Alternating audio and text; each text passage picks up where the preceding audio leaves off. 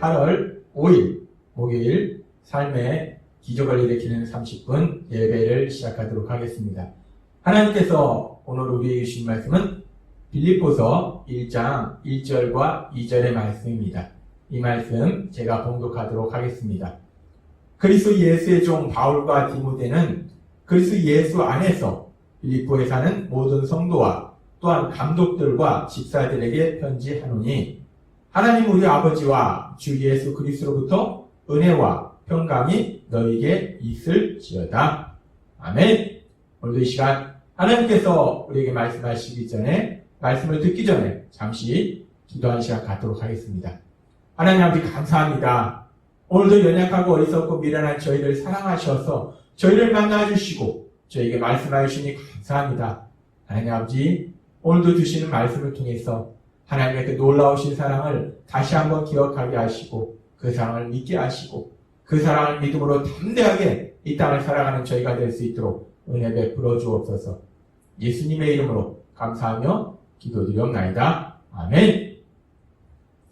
바울 사도는 감옥에 있으면서 빌립보 성도님들 향하여 편지를 씁니다. 그리고 그 편지의 시작 부분에 빌립보서 1장 1절과 2절에서 우리가 예수님을 믿는 믿음의 삶을 살 때 아주 중요한 진리에 대해서 다시 한번 강조합니다. 어제도 하나님께서 우리에게 말씀해 주셨던 것처럼 그리스도 예수 그리스도, 예수님이 그리스도시다, 예수님이 우리의 구원자시다 라고 다시 한번 강조합니다. 그렇게 예수님은 구원자이시다 라고 강조하고 계속되는 말씀에 보면 그 예수님으로부터 은혜와 평강이 오기 때문에 그 예수님으로부터 오는 그 은혜와 평강이 너에게 있을지어다 라고 기도합니다. 은혜.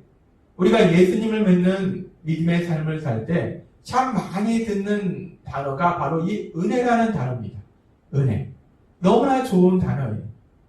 근데 이 은혜라는 단어가 무엇을 의미하는가 라고 우리가 물었을 때 막상 그 은혜가 무엇이다 라고 말하는 것이 쉽지 않은 경우들이 있습니다. 은혜가 무엇이지? 많이 들어본 말이긴 한데 은혜란 무엇일까? 누군가 나에게 물어봤을 때 여러분 어떻습니까? 은혜란 이런 것이다 라고 명확하게 아주 쉽게 설명해 줄 수 있으실까요? 은혜가 무엇인가? 이 은혜는 너무나 중요한, 우리가 믿음의 삶을 살 때 너무나 중요한 단어인데 그 은혜에 대해서, 그래서 조지신학에 보면 은혜에 대해서 이렇게 정의합니다. 은혜라는 것이 무엇인가?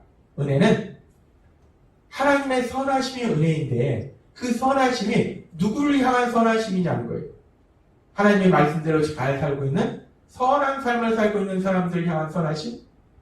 은혜라는 것은 그런 사람들 향한 선하심이 아니고, 물론 그런 사람들 향해서 하나님이 선하심을 베푸시겠지만 은혜는 형벌받을 자를 향한 하나님의 선하심, 그것이 은혜다라고 조지신학에서는 은혜에 대해서 정의하고 있습니다. 형벌받을 자를 향한 하나님의 선하심, 그것이 은혜라는 거예요.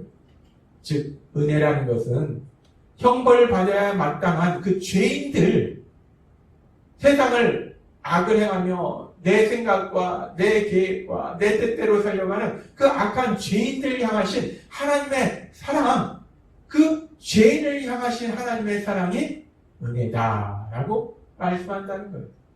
쉽게 얘기해서 엉망진창으로 살고 있는 그 사람들, 엉망진창으로 살고 있는데 그럼에도 불구하고 하나님께서 사랑하시는 것, 그것이 바로 은혜라는 것입니다. 그러면서 이 은혜가, 이 놀라운 은혜가 어디로부터 오는 것인가? 하나님께서는 빌립보서 1장 2절의 말씀을 통해서 우리에게 다시 한번 명확하게 말씀하실 때 이 은혜는 빌립보서 1장 2절은 이렇게 말씀합니다. 하나님 우리 아버지와 주 예수 그리스도로부터 은혜와 평강이 너에게 있을지어다 라고 말씀합니다. 은혜가 어디서부터 오는가? 은혜는 우리 하나님 아버지로부터 오고 우리 주 예수 그리스도로부터 온다 라고 말씀합니다. 그렇습니다. 은혜는 하나님께서 주시는 것이고 예수님께서 주시는 것이고 그리고 은혜라는 것은 하나님 아버지께서 예수님을 그리스도로 이 땅에 보내주신 것이 은혜입니다. 예수님을 구원자로 이 땅에 보내주신 것이 바로 은혜라는 거예요. 그래서 요한복음 1장 14절은 이렇게 말씀하고 있습니다. 말씀이 육신이 되어 우리 가운데 거하시네. 예수님은 말씀이시고 하나님이세요. 그 하나님이신 예수님이 육신이 되어서 우리 가운데 거하셨어요. 그 예수님이 2000년 전 동정녀 마리아를 통해서 인간의 몸으로 이 땅에 태어나셨어요. 그런데 그 예수님이 우리 가운데 거하시네. 우리가 그의 영광을 보니 아버지의 독생자의 영광이요 은혜와 진리가 충만하더라 라고 말씀합니다. 2000년 전 동정녀 마리아를 통해서 인간의 몸으로 이 땅에 오신 그 예수님, 그 예수님에게 은혜와 진리가 충만하더라는 겁니다. 그 예수님에게 은혜와 진리가 충만하다. 따라서 그 은혜와 진리가 충만하신 그 예수님을 이 땅에 보내주신 하나님이 보내주신 것이 은혜라는 거예요. 그러면서 그 은혜가 예수님을 통해서 우리에게 오는데, 예수님을 통해서 하나님께서는 우리에게 어떤 은혜를 주셨는가? 하나님께서 우리에게 주신 은혜는 구체적으로 어떤 것인가? 우리가 그 부분에 대해서 명확하게 알아야 합니다. 하나님께서 예수님을 통해서 우리에게 주신 은혜가 무엇인가? 형벌받을 죄인을 향한 하나님의 선하심은 무엇인가? 그 하나님께서 예수님을 통해서, 예수 그리스도를 통해서 우리에게 주신 은혜, 그 은혜는 바로 예수님의 십자가 죽으심입니다.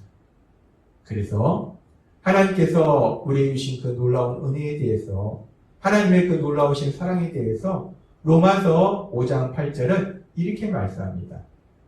우리가 아직 죄인 되었을 때에 그리스도께서 우리를 위하여 죽으심으로 하나님께서 우리에 대한 자기의 사랑을 확증하셨느니라. 아멘. 우리가 아직 죄인 되었을 때, 우리가 우리의 생각대로, 어리석고 미련한 우리의 생각대로 살고 있는 죄를 범하고 있던 그때에 하나님께서 예수님을 이 땅에 보내주셔서 그 예수님께서 십자가 죽으심을 통해서 우리가 받아야 될 죄의 형벌을 대신 받으셔서 우리를 그 죄에서 구원해 주신 것, 그것이 바로 은혜라는 것입니다.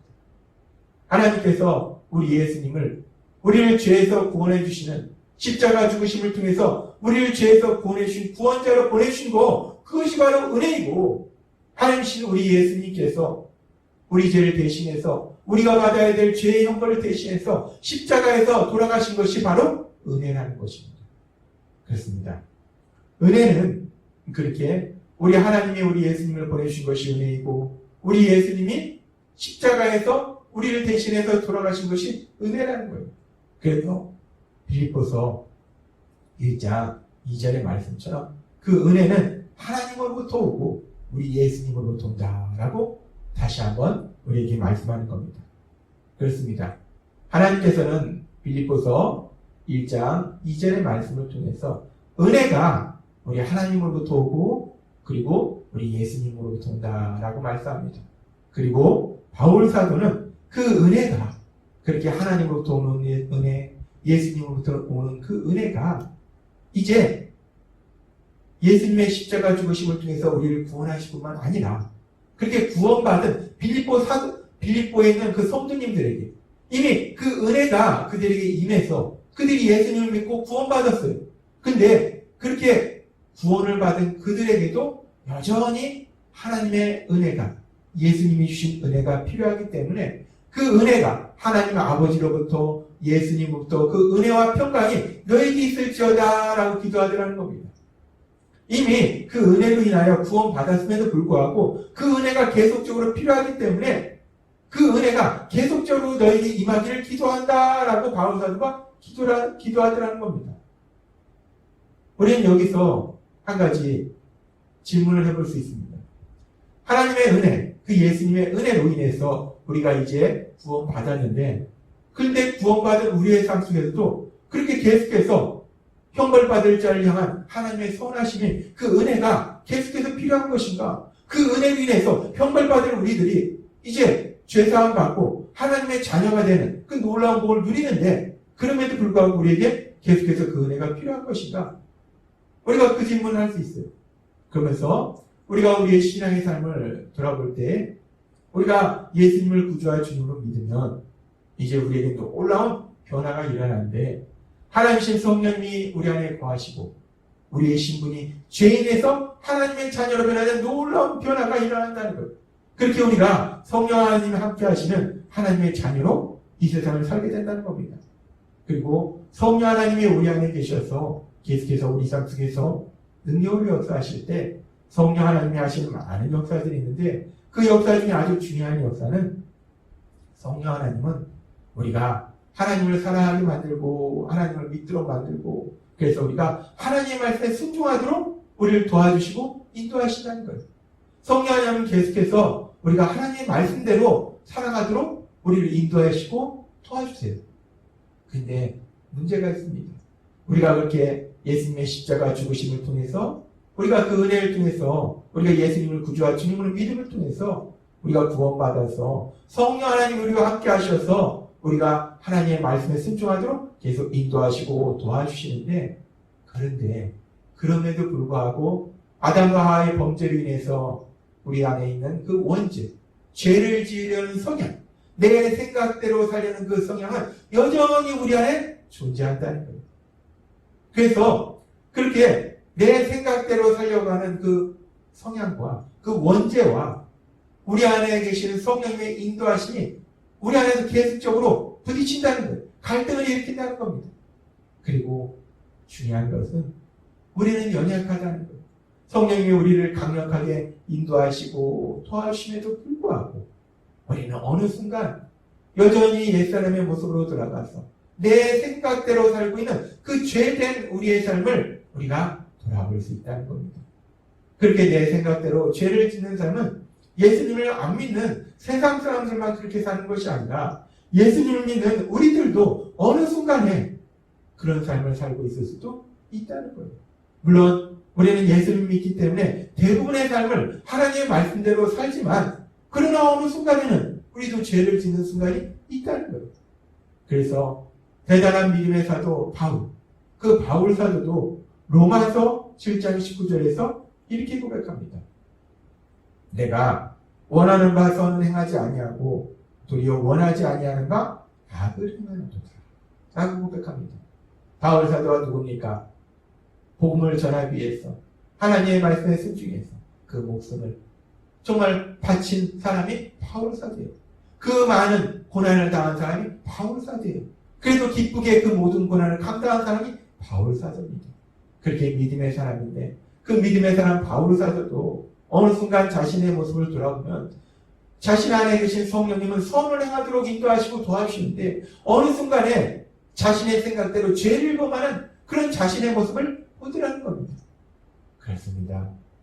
우리가 예수님 믿음으로 인해서 우리 안에 성령 하나님이 거하시고 우리가 하나님의 자녀로 살아감에도 불구하고 우리는 여전히 원죄를 지닌 연약한 인간이라는 거예요. 여전히 내 생각대로 살려고 하는 연약한 인간이더라는 겁니다. 그래서 어느 순간에 우리가 죄를 짓더라는 겁니다. 죄를 짓는 그런 죄인이 되더라는 거예요. 그 죄에는 형벌이 따르더라는 겁니다. 그래서 하나님께서는 오늘도 빌립보서 1장 2절의 말씀을 통해서 다시 한번 우리에게 기억하게 하신 거예요. 우리가 예수님을 믿고 구원받을 수 있는 것이 하나님의 은혜이고 그렇게 하나님의 은혜로 이제 예수님 믿고 구원받은 사람으로서 성령님이 함께 하시는 하나님의 자녀로 살아가는데 그럼에도 불구하고 우리는 여전히 그 하나님의 은혜가 필요하다는 거예요.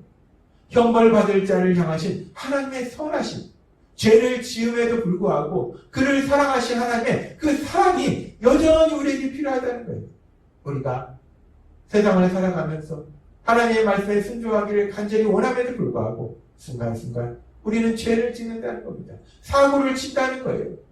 그렇기 때문에 그럼에도 불구하고 우리가 하나님의 은혜가 우리에게 계속적으로 임할 때 우리가 비록 어리석고 미련해서 죄를 지을지라도 어리석고 미련해서 하나님의 말씀에 100% 순종하지 못할지라도 그럼에도 불구하고 우리가 당당하게 나아가서 결국은 하나님이 우리를 위해 예비하신 그 놀라운 복을 누릴 뿐만 아니라 우리 예수님을 닮아가는 놀라운 은혜를 체험하게 된다는 겁니다.